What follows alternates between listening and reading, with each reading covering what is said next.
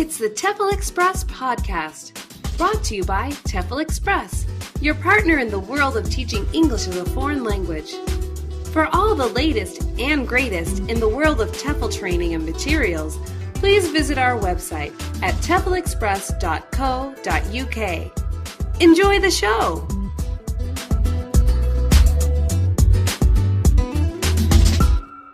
Hi, this is the TEFLCast, and my name is Adam, and today we have a guest with us. Her name is Rosie, and Rosie, could you please introduce yourself for us? Hi, Adam, for sure, yeah. My name is Rosie Plower, and I work for TEFL Express. I've been working in the TEFL industry since 2006, so I've lots of experience over the last 7 years.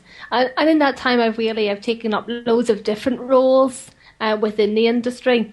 I started out by really educating people about what TEFL was, because even just 7 years ago, a lot of people hadn't a clue, what it was, how you could use it, and how accessible it made travel and work abroad.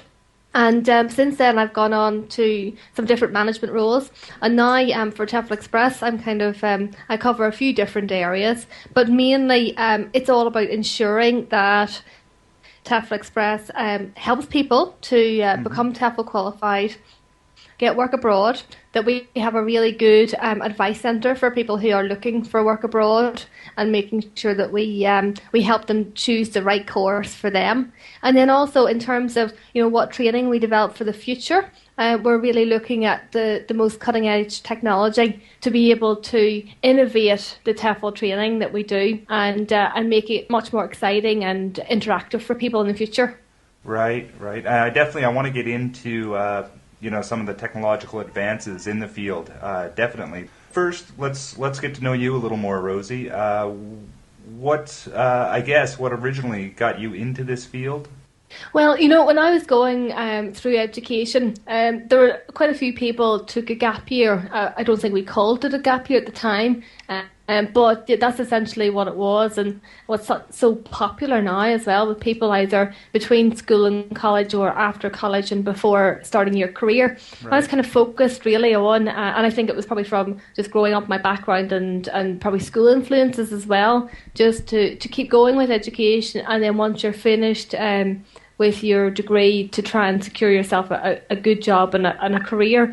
And in a way, my passion for TEFL, that's kind of kept me over the last 7 years not ever getting tired about telling people about it, is the fact that I didn't get that chance to take a gap year and a year abroad, or a gap year of 5 years. And sometimes people turn out, whenever they head overseas to teach English, they extend their year a little bit.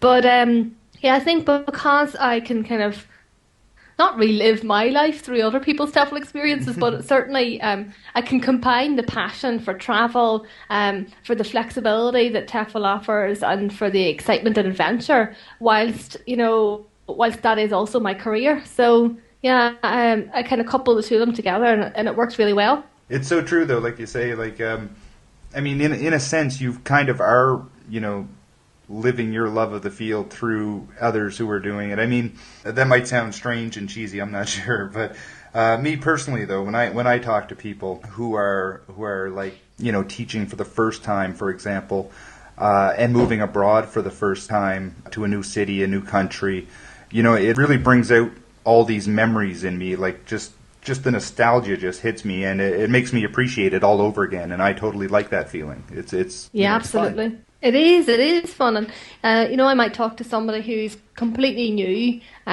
to the whole world of TEFL, and they're just starting to find out about it and find out about the opportunities that it holds for them. And you kind of you go with them on their journey of going through their training, becoming qualified, seeking the paid job abroad, and then the excitement that whenever you get the acceptance from the school or the recruiter, and then there's all of the buzz of leaving for that adventure, and then there's the emails and the updates and the blogs that they'll write when they're abroad, and it's exciting. You can't deny it, and the photographs as well. I love photos and any kind of images. I'm a real visual person, right. But when I see the photos of the guys abroad and having a ball, it's just, it really does.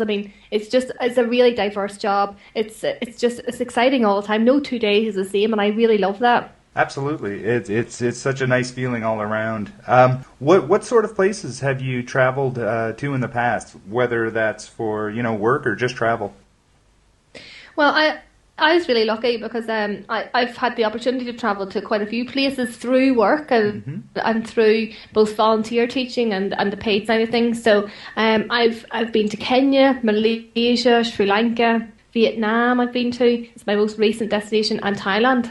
So I've been to quite a few countries that are really diverse and that are, we'll say more than a day's travel away. Right. And I love it. I mean, the whole thing of being abroad in another culture and everything being new and, not that I don't love my regular everyday life, but there's just something that kind of, I suppose in a way, travel is education. And maybe that's what it is. I love learning new things as well. And when you're abroad and you can learn some language, you learn about food, you learn about culture, and your eyes are just, they're constantly drinking in all this new information. And it's a real source of a buzz for me.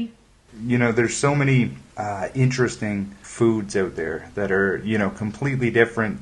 And that's one of my favorite parts about traveling is just seeing and trying. And again, if I don't, even just seeing, like if I'm too scared to try it, I still love seeing the different foods. Because, some places the foods can be pretty extreme compared to what we're used to. I just love seeing that diversity. Exactly. And the people as well. People are so diverse too. And whenever you meet people abroad, whether they're trying to speak English to you because they want to practice their own English, whether they're inquisitive about like your lifestyle back home and what things are like, and I just love like the whole human nature side of things as well. And there's so many people in the world, and obviously you're only ever going to meet